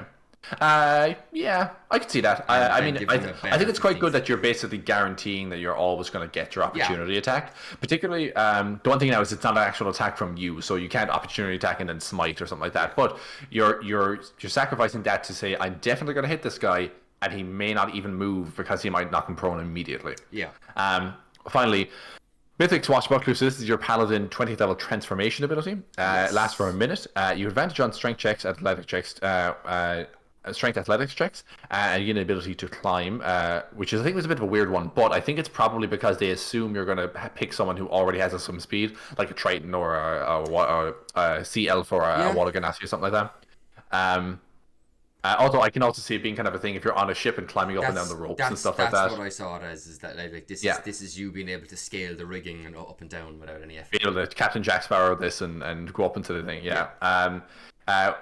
if you're within 5 feet of a creature, and other creatures within 5 feet of you, you advantage on saving throws. This is the Swashbuckler ability, I think, right? Swashbuckler, as long as you're one-on-oneing someone. Yeah. Swashbuckler gets sneak attack that way. Yeah, and these guys get advantage instead. And then you can take the dash action, disengage action as a bonus action. Again, very very roguelike, very mobile. Yeah. And you have advantage on dexterity saving throws for abilities that you can see. Which is the danger sense from Barb. Yeah. They've basically grabbed a handful of like lower level abilities from other classes. Yeah, like, this not bad abilities either. No, but it's definitely. I do think this transformation is good. I don't necessarily think it has the uniqueness of some of the other ones. But I think they're just like, what abilities? Like, they basically pulled a lot from Swashbuckler and Rogue and a bunch of other stuff. And like, what could we do to make this pirate even more piratey? Yeah. I know. I like the subclass. Does it have the raw power of other subclasses? No, but I could totally see myself playing it, and I think it's very evocative to think of a paladin whose whole oath is just about living free on the open ocean. Maybe being a pirate and doing it that way, or maybe you've decided to be the anti-pirate. Maybe you're like, I'm not going to let people be pirates. I'm going to patrol these waters and keep people safe. If you wanted to play like a One Piece character, like as a character inspired by One Piece, by like the main character Luffy, who wants to be the king of pirates, but he's a good guy. He like hates, like he will violently resist anyone having their freedoms, being oppressed for any reason whatsoever, even if he doesn't know them. It's like the tenets are very like Luffy. I think it's Luffy. Mike will kill me. My housemate is absolutely obsessed with One Piece. Just for anyone listening. But yes, Mystic Swashbuckler. Yeah, like again, I think it's still the same kind of opinion I had on this going on, in that like I personally wouldn't pick it unless it was like a naval themed campaign. I think it's very powerful in certain things. Yeah, being immune to grapple and restrain, really good. But it is the Mythic Swashbuckler, I think, is what ultimately lets it down for me. Because like it is good. Like advantage on strength and athletics checks to climb, gain the climbing speed equal to your walking speed, doubled if you already have a climbing speed. Advantage on attack rolls if you're within 5 feet of no other creatures. Dash disengage is a bonus action. Dex checks and saves advantage. Yeah, like it's decent, right? But Avenging Angel, at 20th level, you can assume the form of Angelic Avenger. Using your action, you undergo a transformation. For 1 hour, you gain the following benefits. Wings sprout from your back and grant you a fly speed of 60 feet. You emanate an aura of menace in 30 feet radius. The first time any creature enters this aura and starts its turn there during a battle, the creature must succeed on a wisdom save or be frightened of you for a minute or until it takes any damage, and attack rolls against the frightened creature have advantage. I don't get me wrong. I mean, like, again, I just think I think if you if you wanted to build a Dex Paladin, they're very I think different this is purposes. This is the thing. It's very different purposes. The whole purpose of a Vengeance Paladin is to be like, I am going to kill this person. I am going to murder you. I promise you this. It is and they absolutely give the Vengeance Paladin, Yeah. the ability, the 7th level ability to allow you to chase someone who's running from you and stuff like that. And then that's doubled up on later at 15th level where you get Soul of Vengeance, where you can do that. You can do that even better, I think. Yeah, exactly. I think they're fit for purpose. I just think I don't think this is as bad. Like I said, I think a class is good if it evokes an idea. If I can think immediately of, ooh, I could play this kind of version of this character. Yeah. And also if I think the abilities are good, and I think the abilities are good, and I do, it does evoke something in me. So I think it's a good class. I totally get what you're saying. Where it is definitely not as powerful as some of the other ones in terms of raw damage output or some of the abilities they get. Yeah, and it's still welded to the Paladin class. So you're still a damage machine. It's just that's the thing. Yeah. You're still a Paladin. You're still smiting. You're still doing all this other stuff. That's what I was going to say as well. Is I think this is, even though this isn't as powerful as other Paladins, like raw power, I think it gets enough cool abilities that it's definitely a valid. I think it's a valid class. I think it's a class worth having in our repertoire of Paladin classes. Yeah. And I also think, I said it before, I think Paladins are maybe the best class in the game, and I think that they can take a hit. I think if you played this, despite taking a little bit of a hit on, now maybe not you specifically, because you played Vengeance and a very powerful Vengeance at that point, so I think maybe you would feel a little underpowered, but I think if someone was to play a Paladin and choose this, I don't think they would feel underpowered. I think they'd still feel very good because you still have all those base Paladin abilities, and you have all these other stuff, which is, there are very cool abilities here. I know what you're saying about it being specific to like a nautical campaign potentially, but I think you could make this work outside of a nautical campaign, and still feel, again, because Paladins really are a power show, like that you really feel like a badass playing a Paladin, so you could potentially still play this and not feel like you're getting shortchanged or like you're not getting the full experience. Yeah. I think you'd still enjoy this a lot. I think Paladins can take the hit on raw power and still be a very valid subclass. Yeah, I don't want to give the impression that I hate this, because I don't even think it's bad. I just think it could be stronger. Out of 10? 6. 6. Okay, that's fair. Wow. But Martin, okay, Conor. that's all the time we have for today.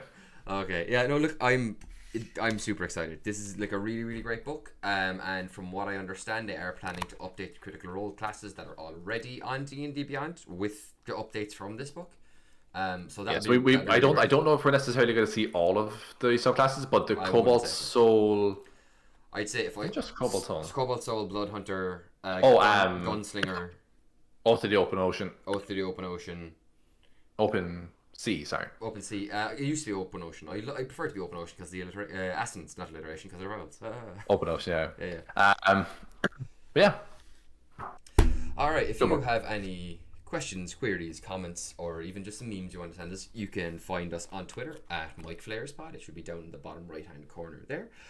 You can also find us on Facebook under the Micflayers podcast.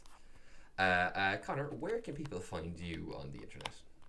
People can find me on the internet at 0.Conor, ZeroPointConor, 1N, very important. I'm mostly on Twitter. But you can also find me every Friday here on the Micflayers podcast at 6 p.m. Irish time. The podcast is available on YouTube, Spotify, Google Podcasts, Anchor, Breaker, and Radio Republic. Awesome, thank you. And if you're looking for me on the internet, you can also find me on Twitter at So Sorry It's Over, which will be in the bottom right hand corner of my screen. I also man the Micflayers podcast, including making podcast Twitter account, including making terrible jokes about Hobgoblin Mobmen. I saw that joke. I love that. But yes, if you want to get in touch with us or DM us or send us a tweet, suggest an episode topic, anything like that, feel free to hit us up there on Twitter. And that's about it for me. You can find me as well here every Friday, 6 p.m. Irish time, for a brand new episode of the Micflayers podcast. Pew pew! I remembered it last. Alright folks, that'll be it from me and from Conor. Have a great one, and we will see you next Friday.